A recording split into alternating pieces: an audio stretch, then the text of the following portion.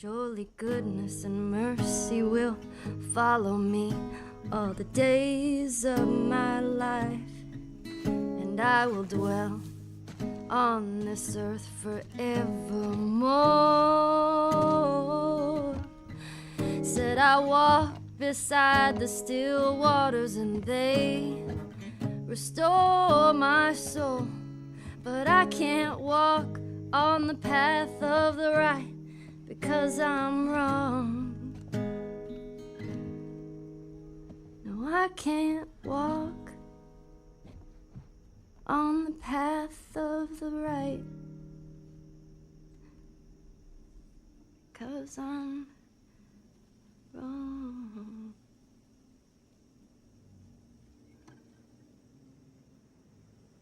What are you doing, kiddo? You really gonna go through with this?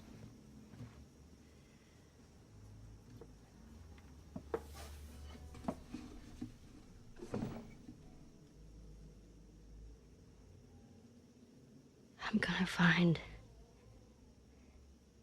and I'm gonna kill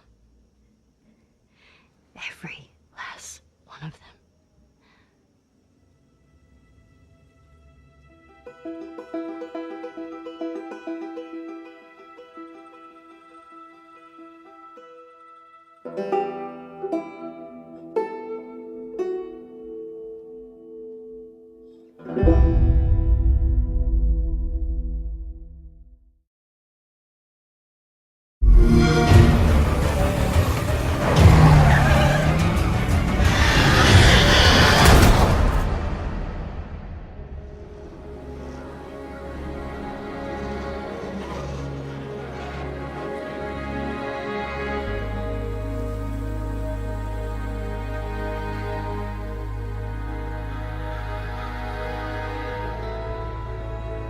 What would you do if the world you knew was gone? All the comforts, the simple pleasures you took for granted. How would you protect yourself and the ones you love when the protectors can't even save themselves?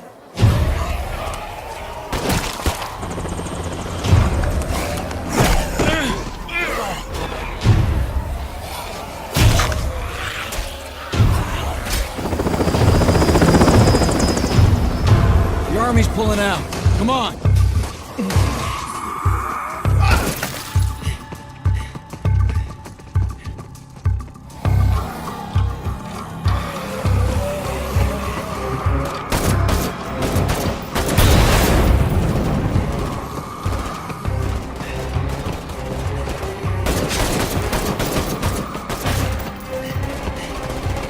Last truck. Get in.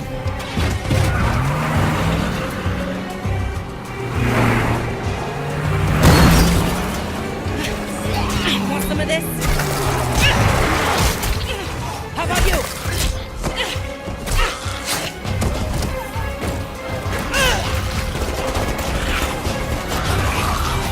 How will you decide who belongs? Thanks. I owe you.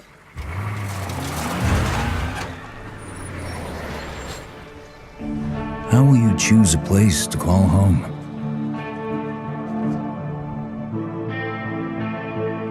How will you build it?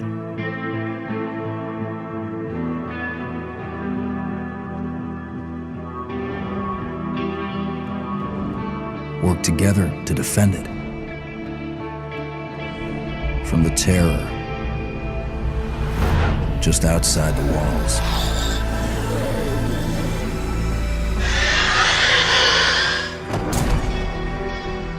When you get hungry, cold, what risks will you take?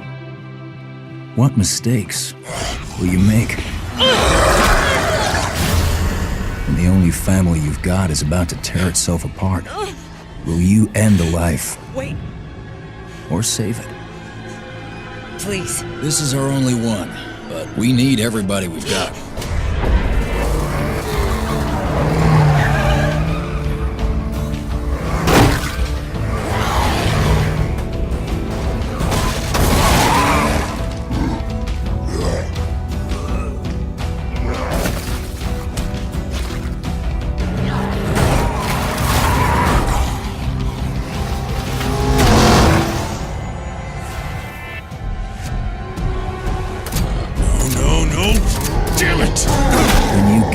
too deep and realize no one gets a second chance.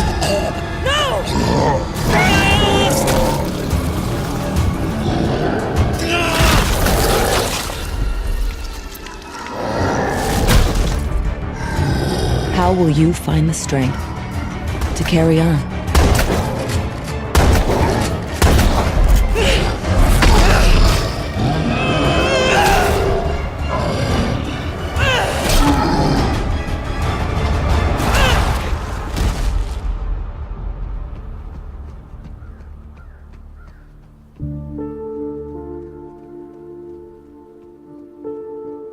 In this world of the living and the dead,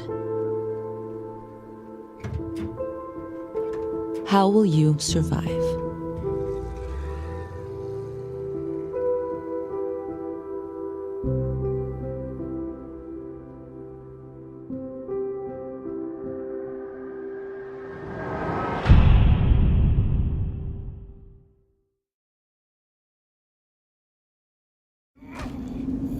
Hi, my name is David Goldfarb, and this is Project White. Project White is set in an alternate history of the early Viking era. This is the Dark Ages, and in this history, humans share the world with the last remnants of a forgotten species of intelligent creatures. Now, what's unique about our game is that you see the world through the eyes of these creatures. And at the moment, we have the point of view of a young creature, basically a child as it's searching for its parents. As you can see, these creatures move on all fours. Young creatures are good at sneaking, climbing, and jumping. This is a cruel world, and humans have almost eradicated your kind entirely. Here we can see two of them hacking away at the body of your father, probably to take a trophy.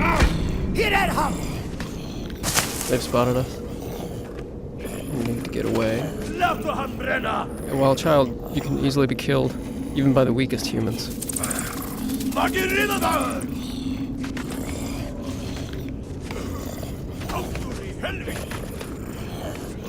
We're trapped on this bridge. Maybe there's an escape route.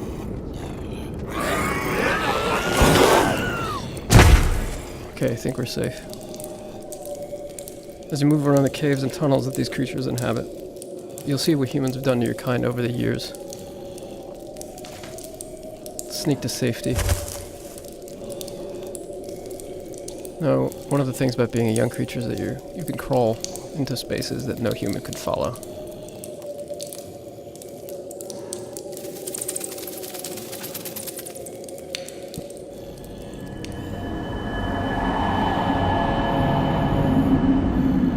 Now, this huge cave with the mysterious tree is one of the last few places of refuge in the world for creatures like you.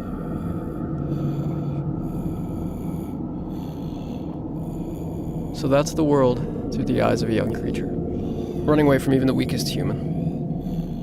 Now we're going to go forward in time and see the world through the eyes of a larger, more powerful adolescent creature, and see what they're capable of doing.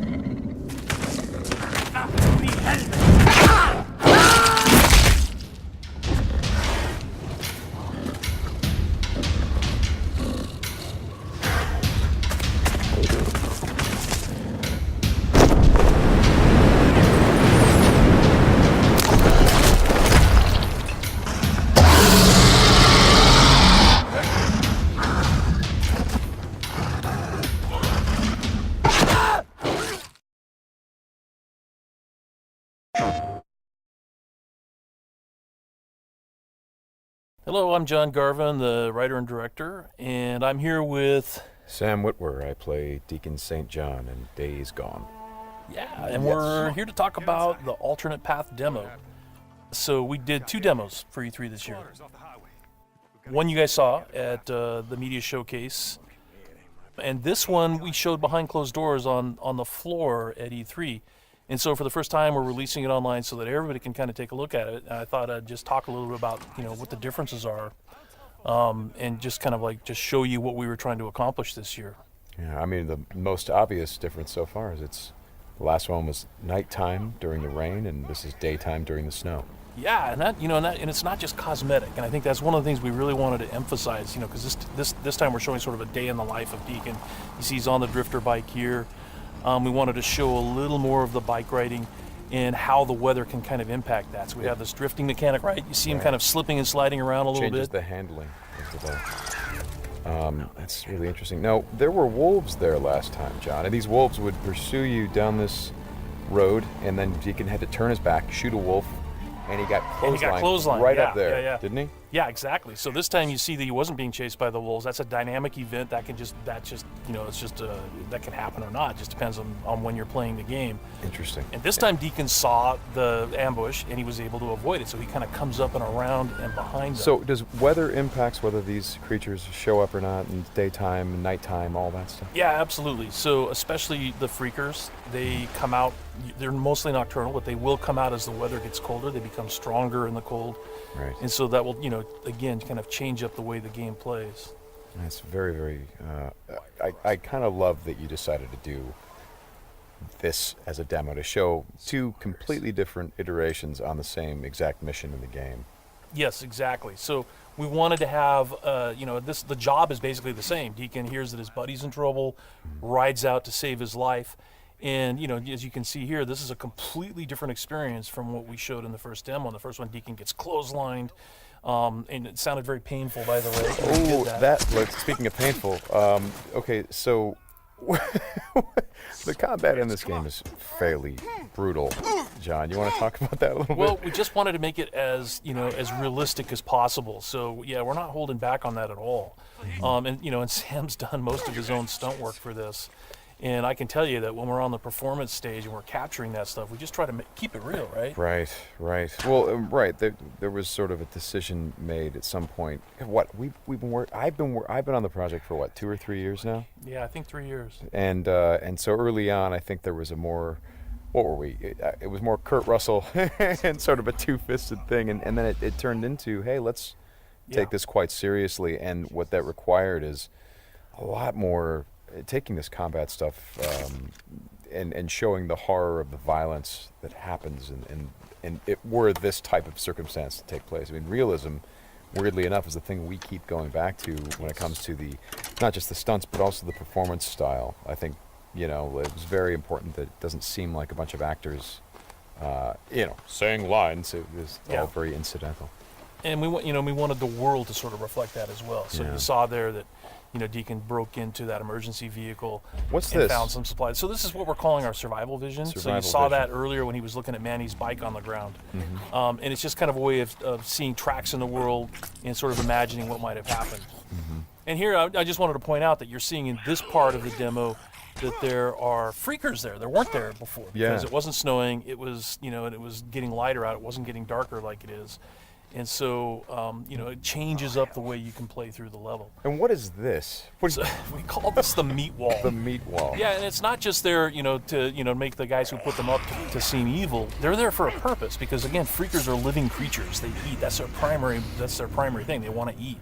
And so you hang these dead freakers up, and any freaker, rather than coming into their camp like you see here, they would actually stop and snack. Yeah, exactly. Yeah. And then the same thing with this freaker that they've hung upside down. Mm-hmm. There's a bear trap underneath it, and they use that because a freaker will come, be attracted to the meat, and then hit that trap.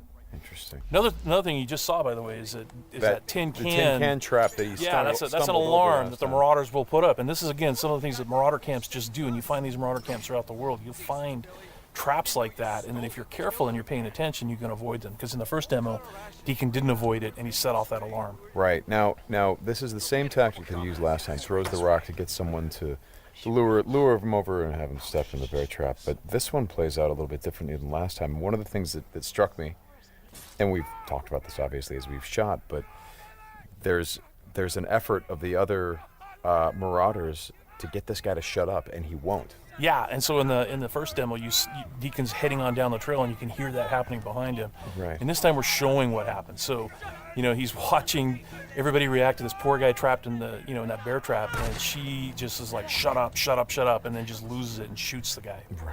Right. And of course, in the meantime, Deacon is crafting a Molotov and just takes them all out. Right. Oh boy, that's good. Ow.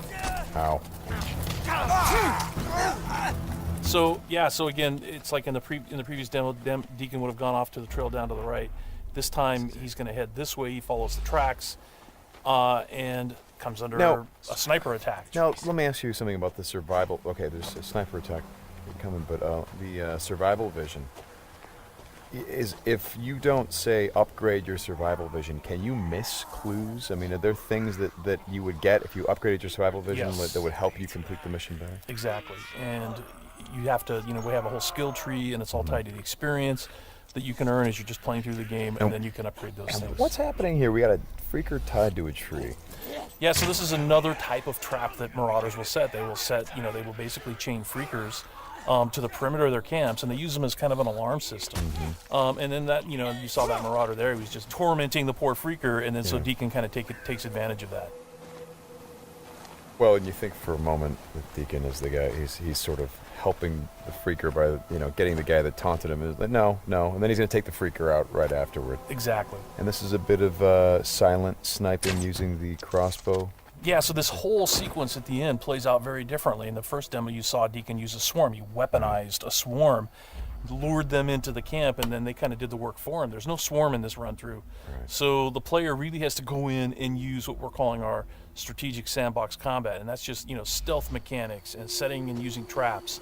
Whole arsenal of weapons. You see there's a variety of weapons that Deacon's going to use through this, including the crossbow. He crafts his own bolts.